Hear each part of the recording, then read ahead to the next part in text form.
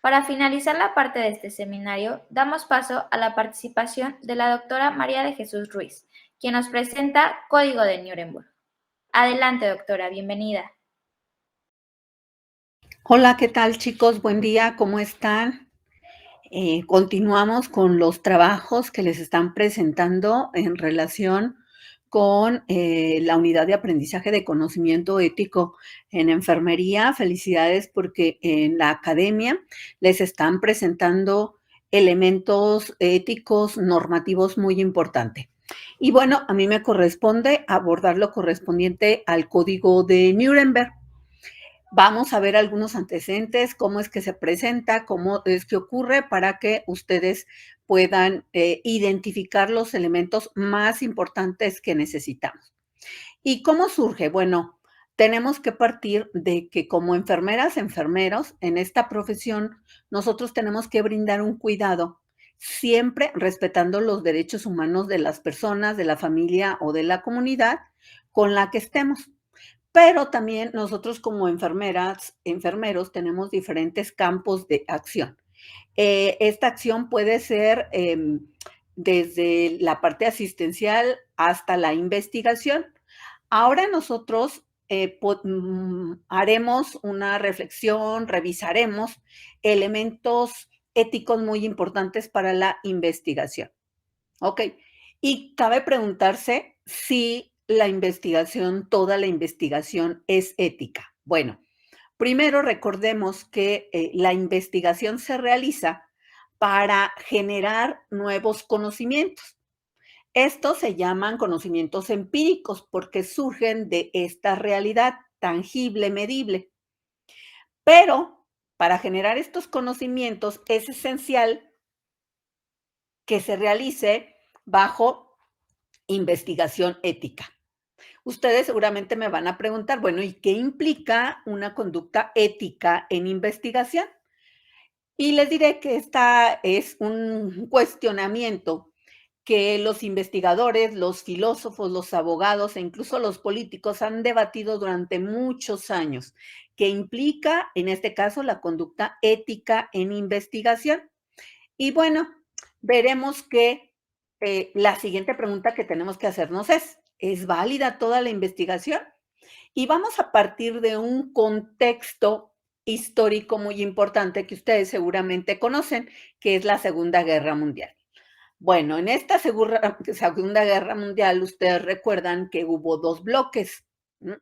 El bloque de Alemania y los países que estuvieron apoyando, lo que fue Italia, fue España, y los aliados, que eran los enemigos de este primer grupo. Dentro de los países aliados estaba Inglaterra, estaba Estados Unidos, estaba Rusia y por supuesto una parte de Francia, aunque estaba ocupado.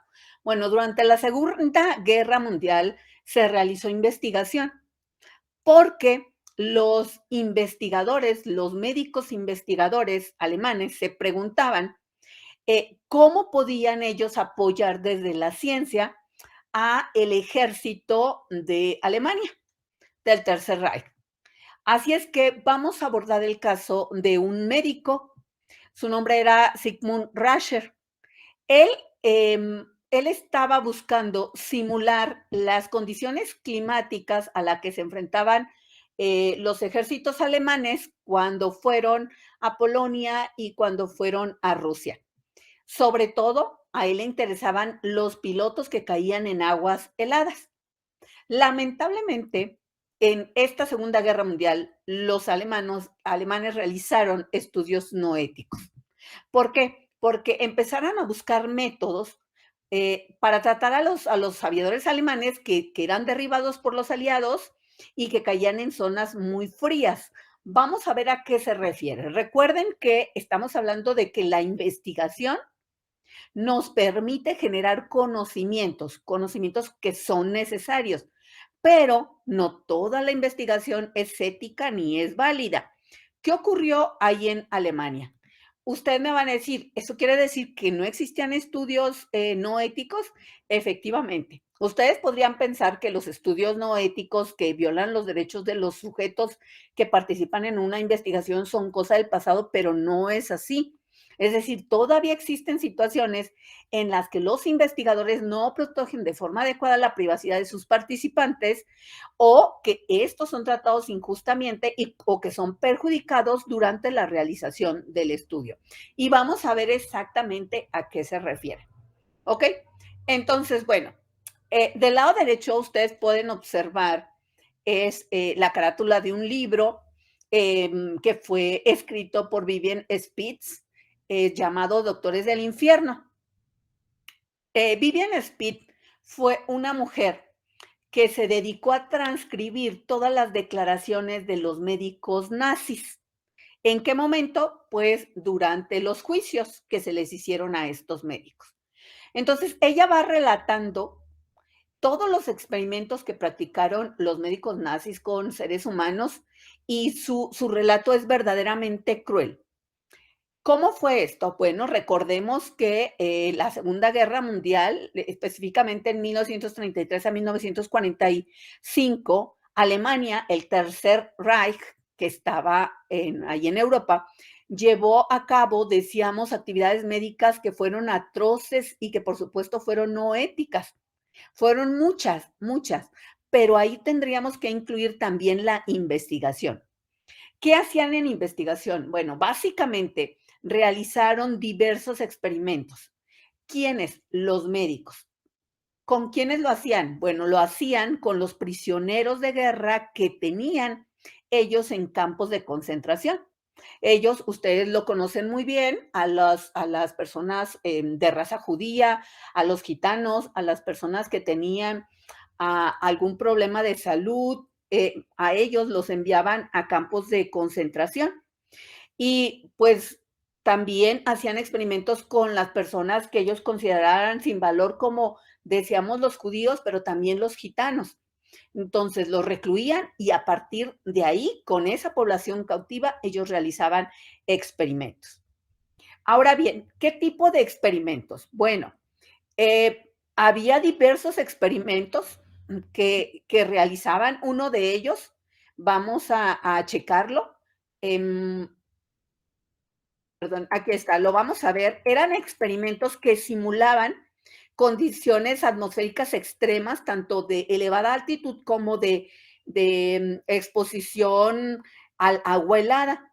Y entonces estas personas, como ustedes pueden ver en la imagen del lado derecho, las introducían en cámaras de alta presión para cuantificar el tiempo que tardaban en fallecer o bien cuantificaban los síntomas que ellos presentaban al modificar la altitud o la presión. Fíjense bien, este era un experimento. Otro lo consistía, perdón, era este, o también los introducían en agua helada para calcular el tiempo en que tardaban en dejar de respirar, o bien, una vez que ya estaban fríos, buscaban métodos para calentarlos nuevamente.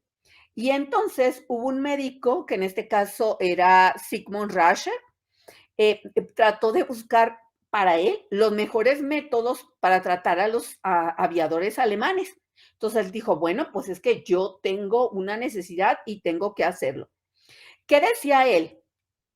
Aquí, después de que tenía a su participante, su sujeto, él escribía en su diario, en cuanto la temperatura corporal alcanzaba los 28 grados, los sujetos de estudio morían invariablemente. Es decir, los congelaban, luego los llevaban para que de nuevo subiera la temperatura, pero cuando llegaban a los 28 grados, pues morían, pese a que ellos realizaban intentos de reanimación. Esto lo escribió Rascher en su cuaderno un día de agosto de 1942. Sus sujetos de estudio, estamos hablando que eran 300 prisioneros de un campo de concentración, uno llamado Dachau, que está cerca de Múnich. Y de esos 300, cientos, por lo menos 100 de ellos murieron en el experimento. ¿Ok? Y luego también llevaban unos detalles tan meticulosos de su información que en el invierno de 1942, cuando el invierno era muy crudo en Alemania, el doctor le escribió una carta a su jefe inmediato superior, que era Himmler, para ponerle al día de sus avances y decía, hasta la fecha he enfriado a unas 30 personas dejándolas desnudas al aire libre entre 9 y 14 horas. Imaginen ustedes a una persona en esas condiciones.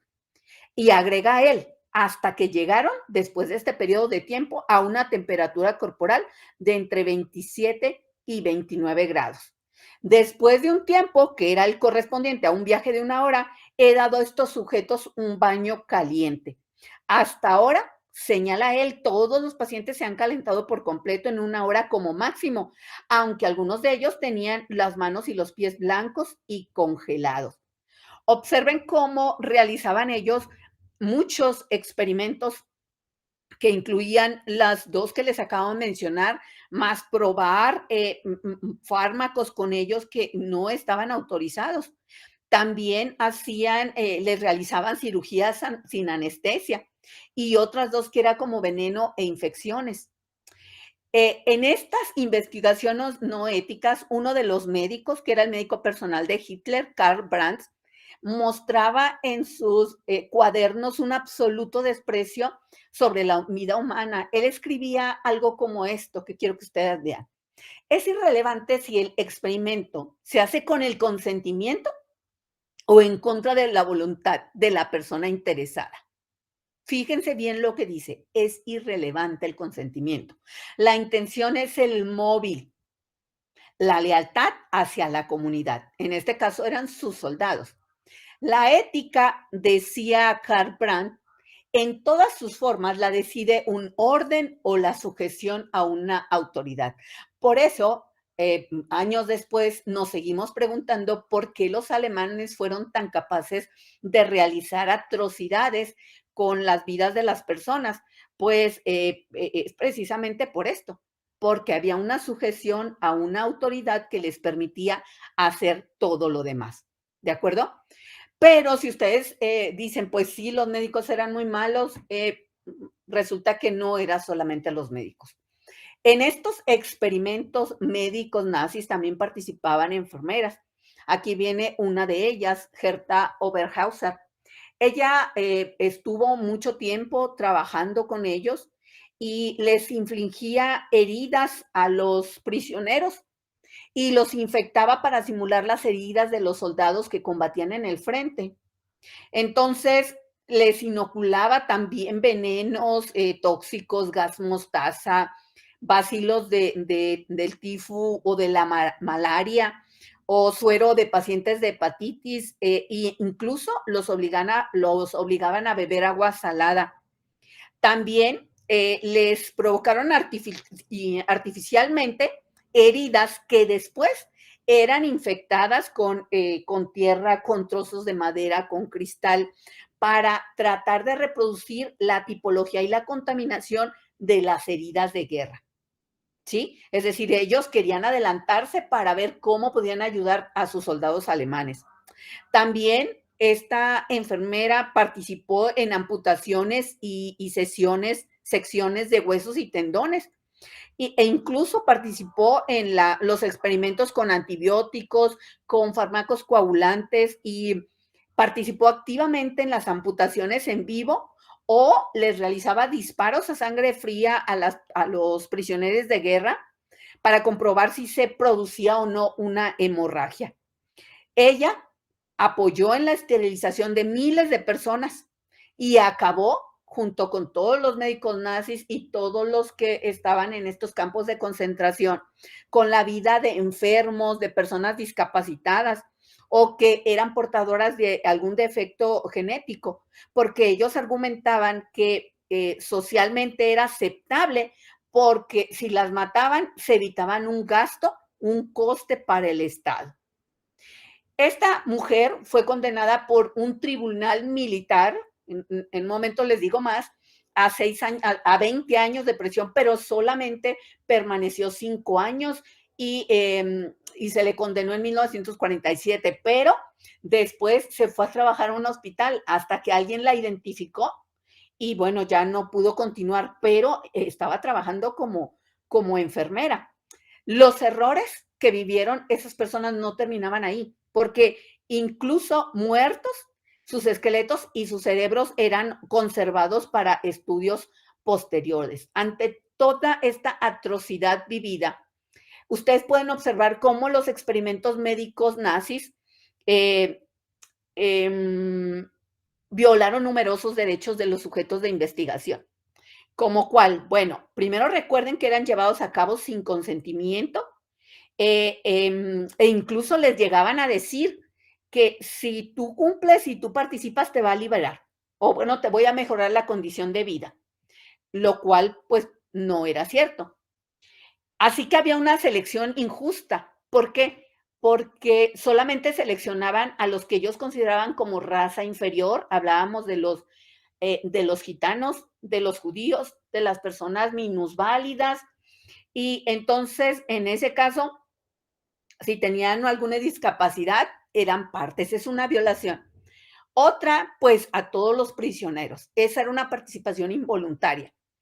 Y otra violación es que les causaban daños permanentes, ya veíamos, o incluso la muerte.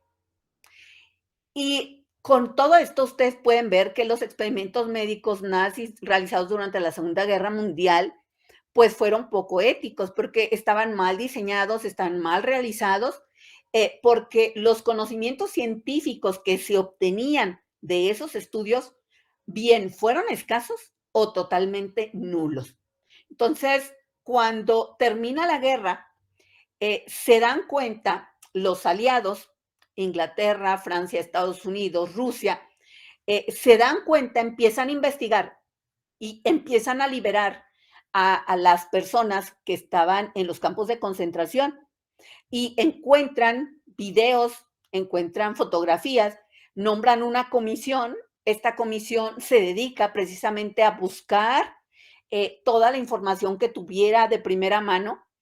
Y una vez que lo tuvieron, en la ciudad de Nuremberg, en Alemania, llevaron a cabo los juicios de Nuremberg. Así son llamados los juicios de Nuremberg, por la ciudad donde se llevó y se establecieron ahí un tribunal, un alto tribunal para juzgar a todos los médicos y a todo el personal que participó en todas estas violaciones, incluyendo las investigaciones no éticas.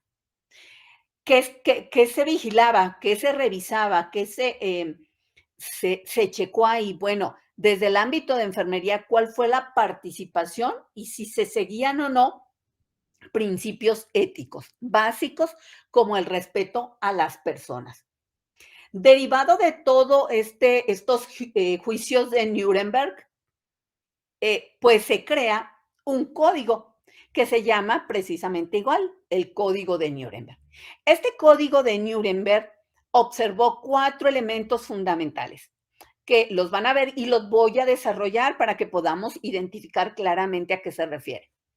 Los 4 elementos del Código de Nuremberg se refieren, uno, a los fundamentos para el estudio, a los derechos de los sujetos humanos, a la evitación de riesgos y a los recursos.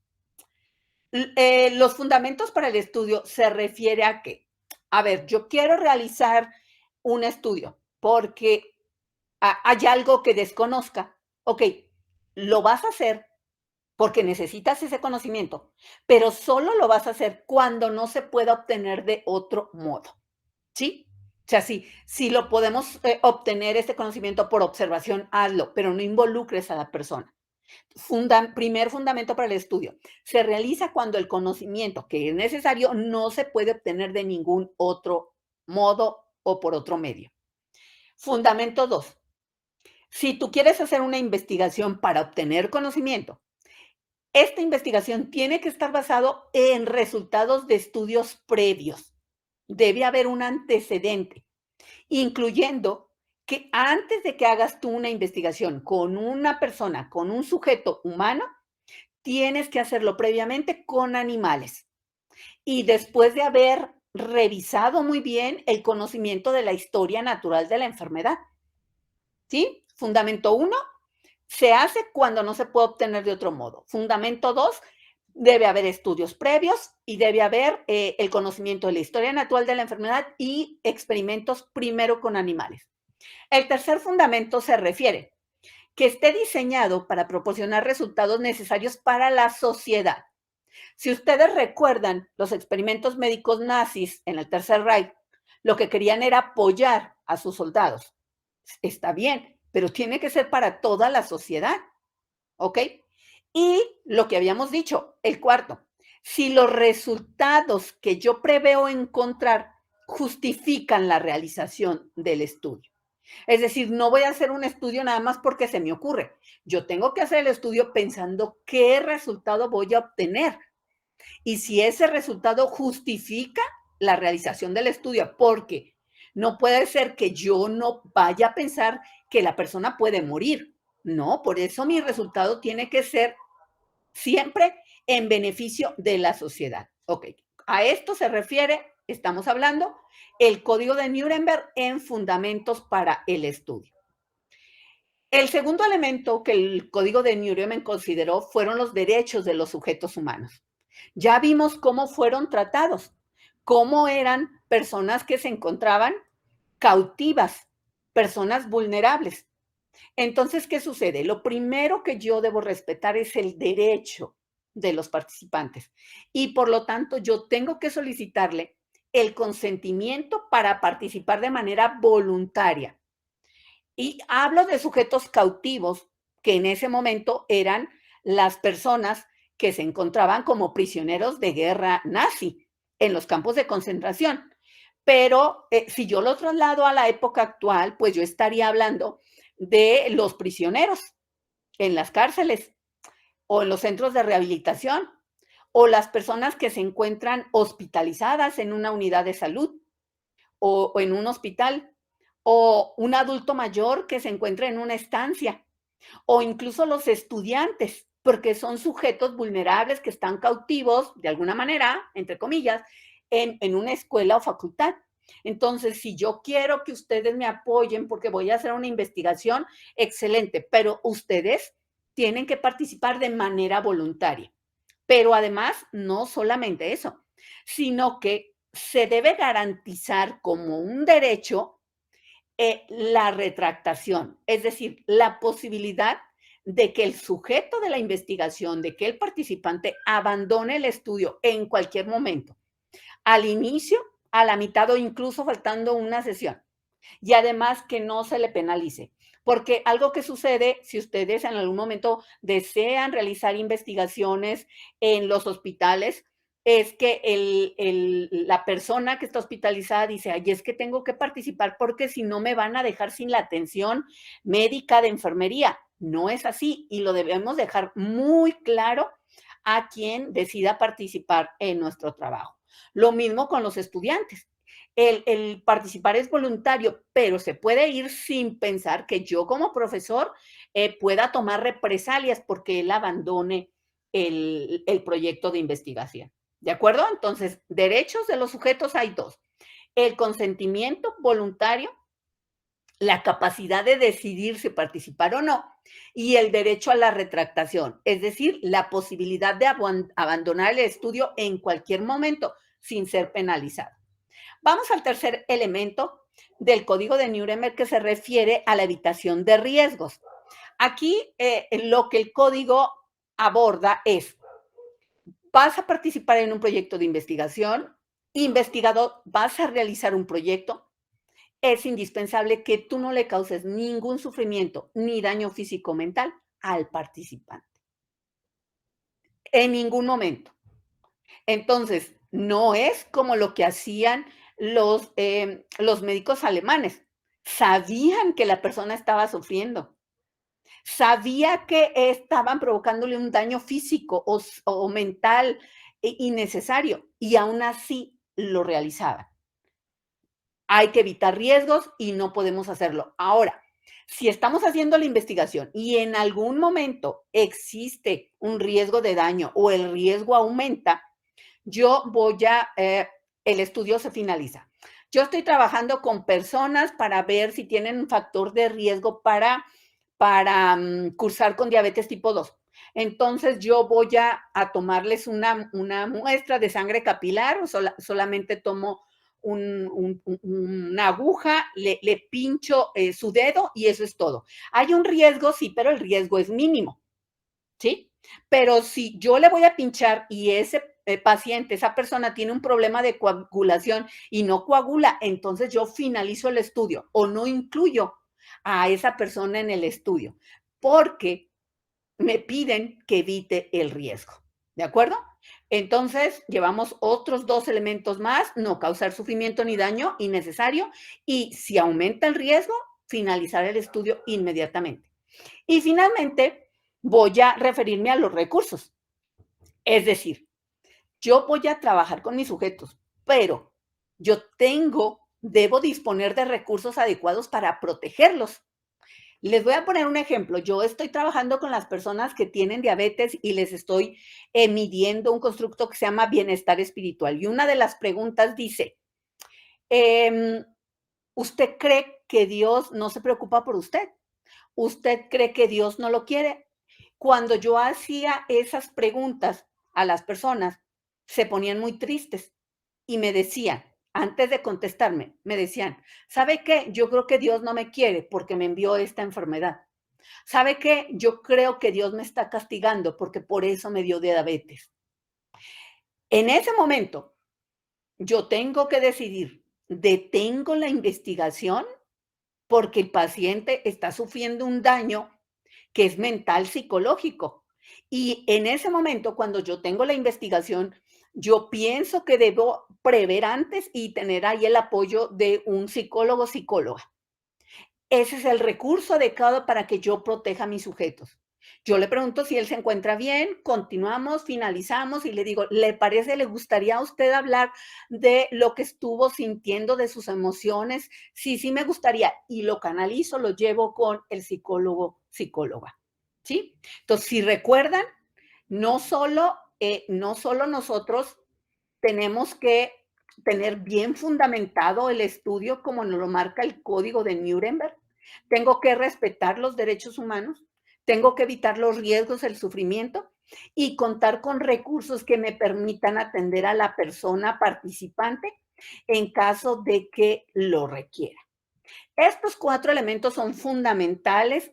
Ustedes los van a estar revisando, los van a recordar cada vez que ustedes se encuentren con una persona, si no en investigación, sí cuando los vean en su práctica diaria.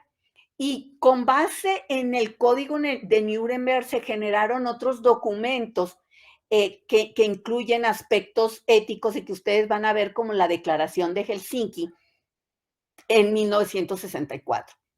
Es una etapa totalmente negra para la humanidad, una guerra mundial, y es totalmente atroz las acciones que se llevaron a cabo por parte de los médicos y las enfermeras nazis del Tercer Reich. Tenemos que saber esto, tenemos que recordarlo si ya lo conocíamos, tenemos que respetar los principales elementos del Código de Nuremberg para evitar que una situación como esta se vuelva a presentar.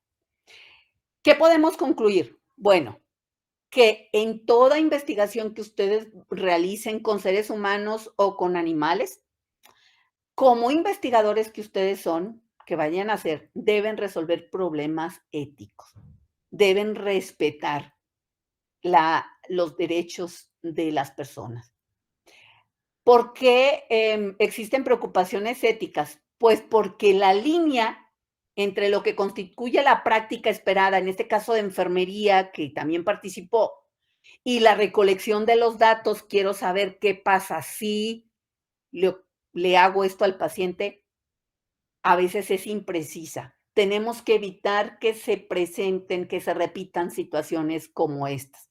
Afortunadamente ya la legislación actual lo prohíbe, pero tenemos que ser muy vigilantes y espero que con estos 4 elementos que vimos del Código de Nuremberg, ustedes puedan, cuando realicen su investigación, retomarlos, rescatarlos y respetarlos.